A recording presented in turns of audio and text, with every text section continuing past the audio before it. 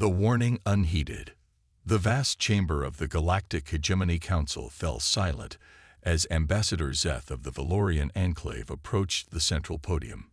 His crystalline exoskeleton caught the light of the chamber's artificial suns, casting prismatic reflections across the polished obsidian walls.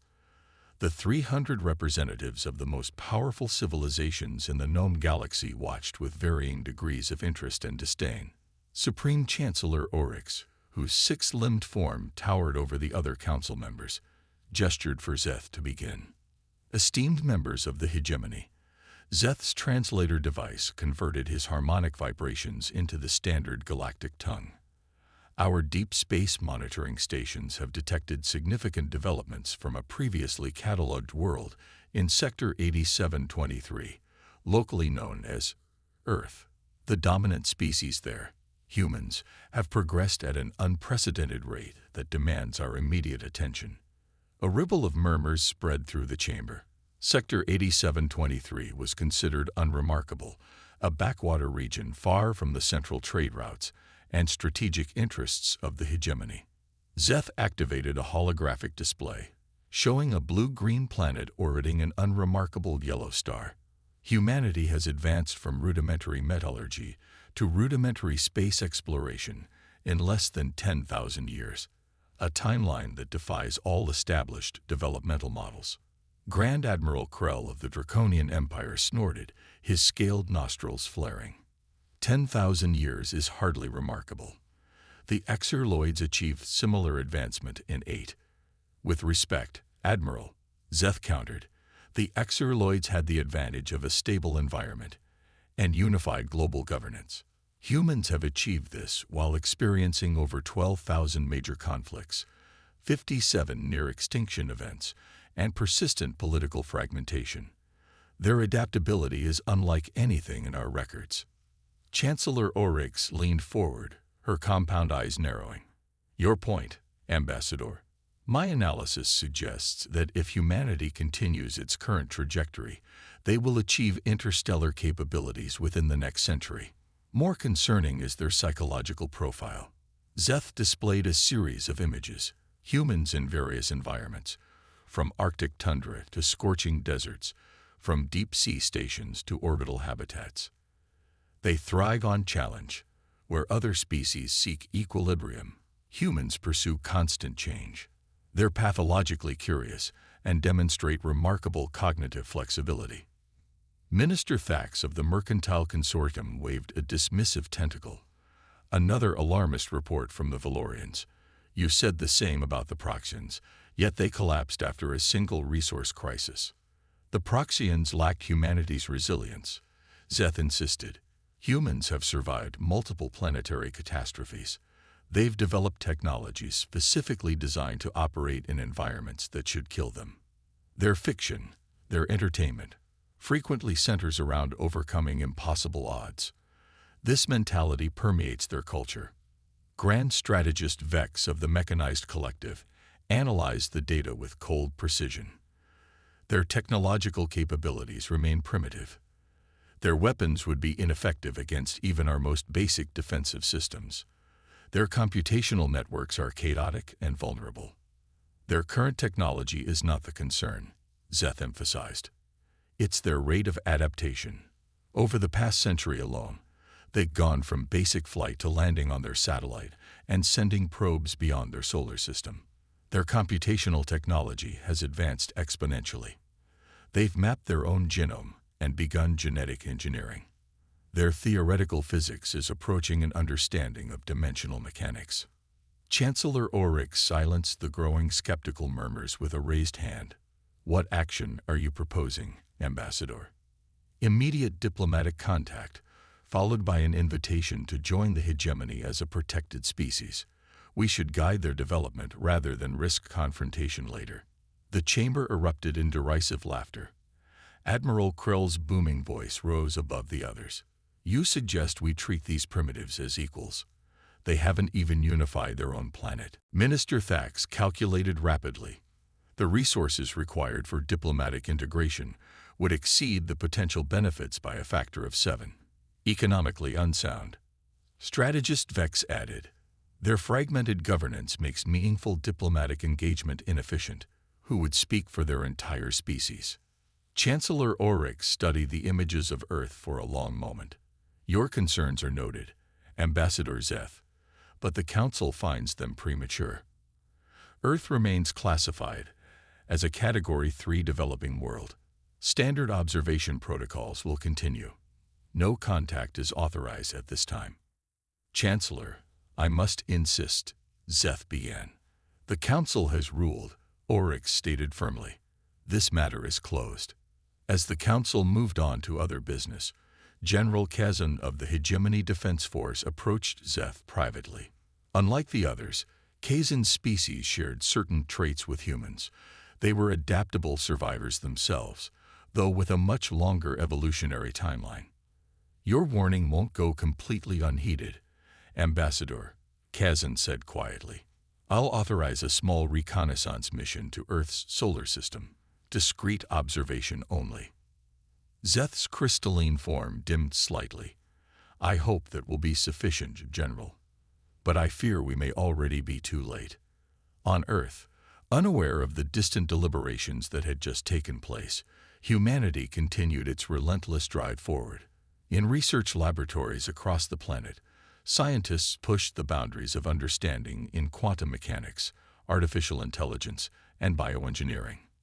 Military strategists developed protocols for potential extraterrestrial contact. Both peaceful and hostile scenarios were considered with equal thoroughness. At the Arecibo Observatory in Puerto Rico, Dr. Elena Rice studied unusual patterns in the cosmic background radiation. These aren't random, she told her colleague, Dr. Wei Zhang. There's a structure here that suggests artificial origin. Wei analyzed the data carefully. If you're right, this could be evidence of advanced civilization. But the signal characteristics don't match anything in our models. That's because we've been looking for signals like our own, Elena said excitedly. What if more advanced civilizations use something completely different, like quantum entanglement or dimensional folding for communication? In Moscow, quantum computing researcher Dr. Sergei Volkov made a breakthrough in stable qubit configuration. His discovery would increase computational power by orders of magnitude, potentially revolutionizing everything from climate modeling to materials science.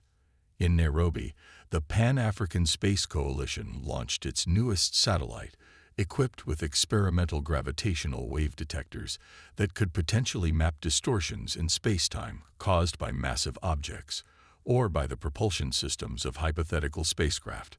In Tokyo, the International AI Consortium brought their most advanced artificial intelligence online. Within hours, it had begun solving previously intractable problems in protein folding and energy storage. None of these researchers knew they were being watched. The Hegemony scout ship, Silent Observer, maintained position just beyond Pluto's orbit, its advanced cloaking technology rendering it invisible to Earth's primitive detection systems. Captain Nira monitored the incoming data with growing concern. Their progress is accelerating, she reported to her executive officer, Commander Trell.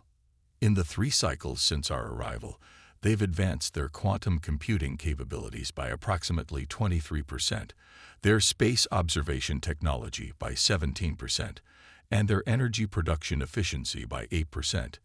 Could the ambassador have been right? Trell wondered. These statistics support his assessment, Naira confirmed. More concerning is what we're detecting in their communication networks. They're actively theorizing about advanced propulsion systems that shouldn't be within their conceptual reach for centuries. How is that possible? There's been no contact, no technology sharing. They're simply imagining it, Naira said, perplexed. Their entertainment media, what they call science fiction, routinely envisions technologies beyond their current capabilities, and then their scientists work to make these imaginary concepts real. Preposterous, Trell scoffed. Technology develops through methodical research, not daydreaming. And yet, Naira gestured to the display showing the latest Earth broadcasts. Here they are, discussing theoretical principles of our own drive systems without ever having seen them. It's as if they're working backwards from intuitive leaps to practical application. On the bridge view screen, they watched as a human scientist sketched a design remarkably similar to a hegemony phase shift generator, a technology that had taken the combined efforts of 3 different hegemony species over 7 centuries to perfect. "We need to report this to General Kazan immediately," Naira decided. "Recommend increased observation and potential reassessment of Earth's classification." Meanwhile, at a classified facility beneath the Rocky Mountains, a team of international scientists and military personnel gathered to discuss an anomaly detected at the edge of the solar system. "Whatever it is, it's not natural," General Rebecca Chen explained to the assembled experts. "It's maintaining position relative to Earth, occasionally adjusting with precision that suggests artificial control." Dr. James Okonkwo, leading astrophysicist, nodded in agreement. "Its energy signature doesn't match any known cosmic phenomenon. And most telling, it appears to be absorbing our communications and scientific broadcasts. So we're being watched," stated Admiral Hiroshi Tanaka bluntly. "It appears so," Dr. Okonkwo confirmed, "and they likely believe themselves undetected." General Chen smiled grimly. "Then we have an advantage they don't expect. What do we know about their technology based on the energy signatures?" "It's far beyond our current capabilities," admitted Dr. Catalina Mendez, quantum physicist, "but not beyond our understanding. Their cloaking technology relies on principles similar to our theoretical models of space-time manipulation. We couldn't build it yet, but we can conceptualize how it works. And if we can understand it," Admiral Tanaka added, "eventually we can counter it." More importantly, Dr. Okonkwo interjected, "Their presence confirms what many of us have long suspected. We are not alone, and advanced civilizations exist. The question now is whether they come as friends or potential threats." General Chen addressed the room with steely determination. "Until we know their intentions, we proceed with caution. But we also accelerate our defensive preparations. Every nation, every research facility, every brilliant mind on this planet now has one overriding priority: prepare humanity for what comes next." As the meeting continued deep into the night, strategies were formed, resources allocated, and a new chapter in human history quietly began. One that the galactic hegemony, in its arrogance, had failed to anticipate. The consequence of arrogance. 6 months after the Silent Observer began its reconnaissance mission, Captain Naira made an alarming discovery. Despite their supposed technological superiority and perfect cloaking, something had changed. Earth's most powerful telescopes and detection arrays were now regularly sweeping the exact region of space they occupied. It could be coincidence, Commander Trell suggested without conviction. 17 separate adjustment patterns that precisely track our position changes. Naira countered. "That's not coincidence, that's targeting. Impossible. Their technology is primitive. Our cloaking is compromised somehow." Naira interrupted. "The humans have detected us." The revelation sent shockwaves through the hegemony command structure when it reached General Kazan. He immediately convened a special session of the Defense Committee, bypassing the full council. The Valorian ambassador's warnings appeared justified. Kazan reported grimly, "Humans have not only detected our observation vessel, but have begun developing countermeasures based solely on the energy signatures they've detected." Admiral Krell's dismissive attitude had hardened into concern. "How advanced are these countermeasures?" "Unknown, but their scientific discussions show remarkable insight into principles they should have no knowledge of. They're making intuitive leaps that took our civilization centuries of methodical progress." Chancellor Oryx, present as an observer, frowned deeply. "What are you proposing, General?" "We must reassess our approach. I recommend immediate diplomatic contact before they develop further. If we acknowledge them now, we can guide their integration into the hegemony peacefully." "Preposterous," Minister Thax objected. "One primitive species detects a scout ship, and you suggest we elevate them to diplomatic status. The economic implications alone may be severe if we wait." Strategist Vex interrupted, surprising everyone. The mechanized collective rarely contradicted the mercantile consortium. My analysis of human developmental patterns suggests a 78.3% probability they will achieve interstellar capability within 50 years. Not a century as previously estimated. Their rate of advancement is accelerating. Chancellor Oryx considered this. The Council will not approve diplomatic contact based on speculation. We need concrete evidence of threat or benefit. Then I propose a demonstration of force, Admiral Krell suggested.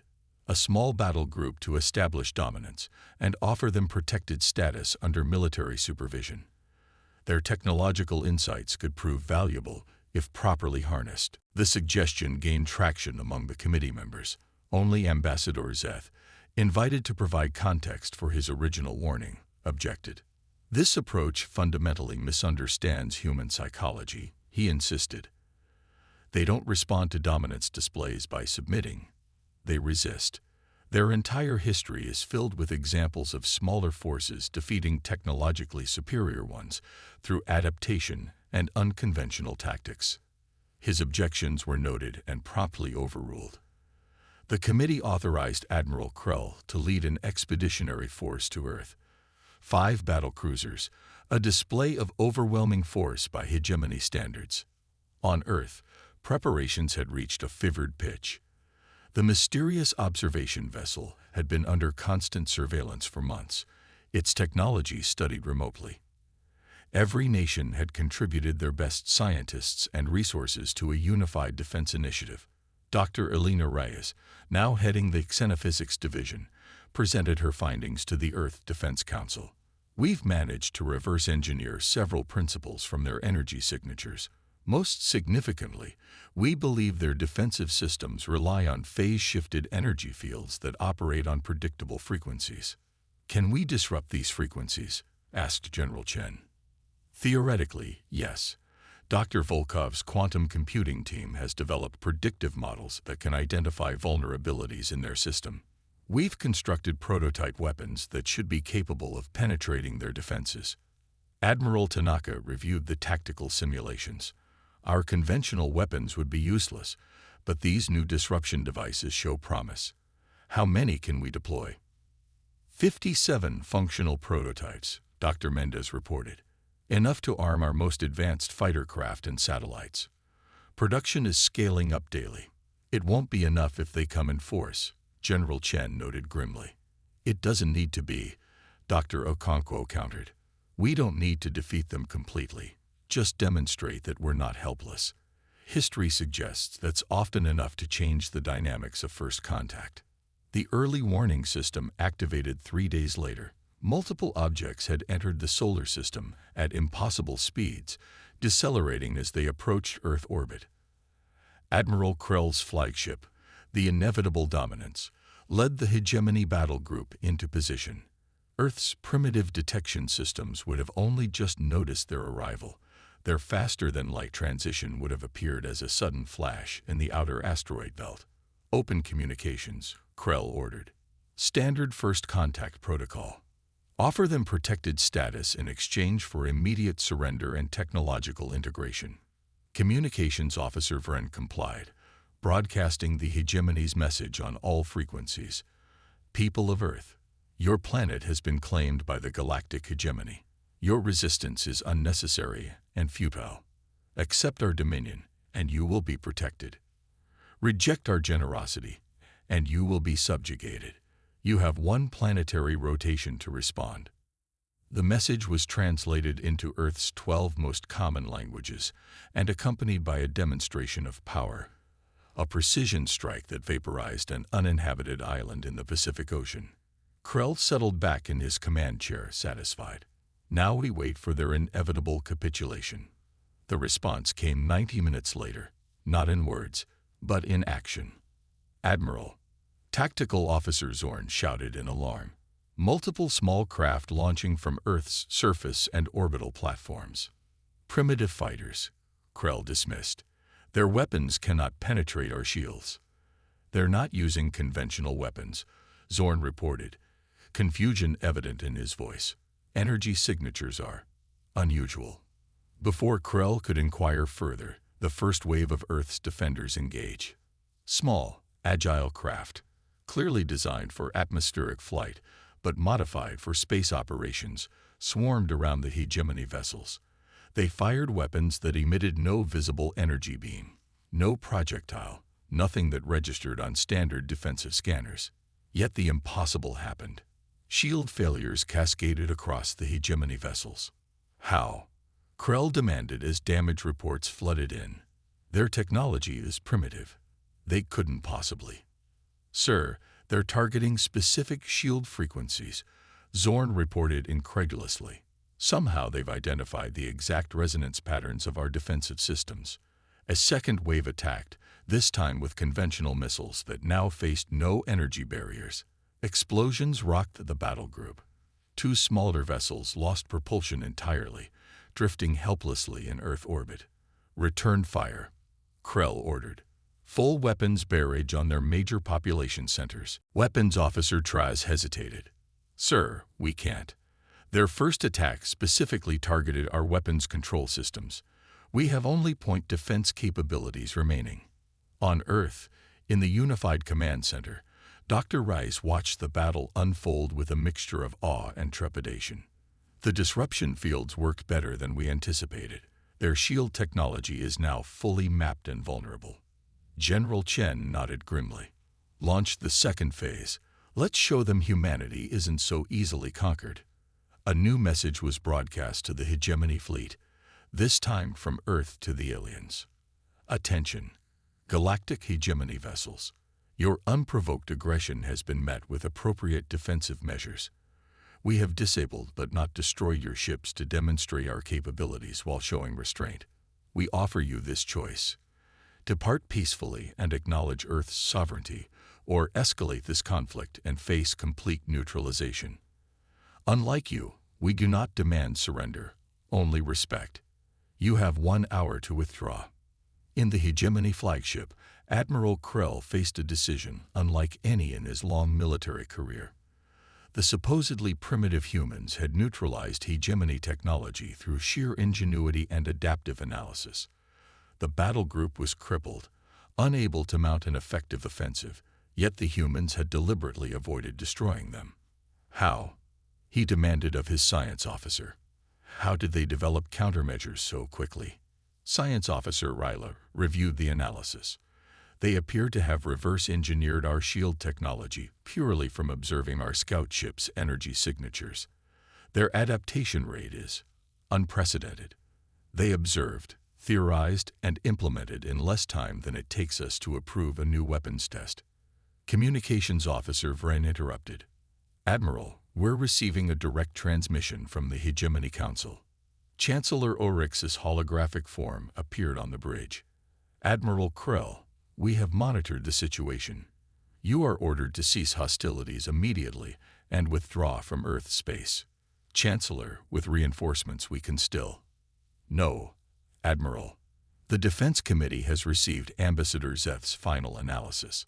The humans have demonstrated exactly the qualities he warned us about. Adaptation, ingenuity, and remarkable cognitive flexibility. They disabled your ships without destroying them, showing both capability and restraint. This suggests they may be more valuable as allies than subjects. Krell struggled to accept this reversal. They're still technologically inferior. For now, Oryx cut him off. But at their current rate of adaptation, they may surpass us in key areas within decades. The Hegemony Council has voted to offer Earth provisional independent status and technological exchange agreements as equals, not subjects. As the Hegemony fleet withdrew, humanity celebrated not just survival, but emergence onto a larger galactic stage. In research centers across the planet, scientists began incorporating their observations of alien technology into new innovations. The reverse engineering that had allowed them to disable the hegemony shields was just the beginning. 6 months later, Ambassador Zeth returned to Earth, this time officially, as the hegemony's diplomatic representative. He met with the newly formed Earth Unified Council in New Geneva. Your species continues to surprise us. Zeth admitted to the assembled human leaders. No other civilization in our records has ever advanced from detecting a scout ship to neutralizing a battle group in less than a standard cycle. Dr. Elena Reyes, now serving as Earth's science envoy, smiled. Perhaps that says more about the hegemony's expectations than our capabilities. Indeed, Zeth agreed. We have much to learn from each other. Though I must warn you, many in the hegemony still view Earth with trepidation. General Chen, representing Earth's defense interests, nodded. As they should. We prefer friendship, but we've prepared for all possibilities. A very human response, Zeth observed. It is precisely this mindset that makes your species unique in our experience. Where others seek stability, you embrace change. Where others flee from the unknown, you rush to meet it. The hegemony has existed for 12,000 years by carefully managing growth and development across hundreds of worlds. You have forced us to reconsider our assumptions about how civilizations evolve. As the formal diplomatic recognition ceremony concluded, Chancellor Oryx delivered a message via holographic projection. The galactic hegemony welcomes Earth as an independent associate world. Your unique perspective will bring new ideas to our ancient civilization, even as our experience guides your entry onto the galactic stage. What remained unspoken was the new reality that every member of the Hegemony Council now understood. Humanity would not be contained, controlled, or constrained. The species that had gone from stone tools to spaceflight in an evolutionary eye blink would not remain associates for long. The warning had been given. The warning had been dismissed. And now, the consequences would reshape the galaxy for millennia to come.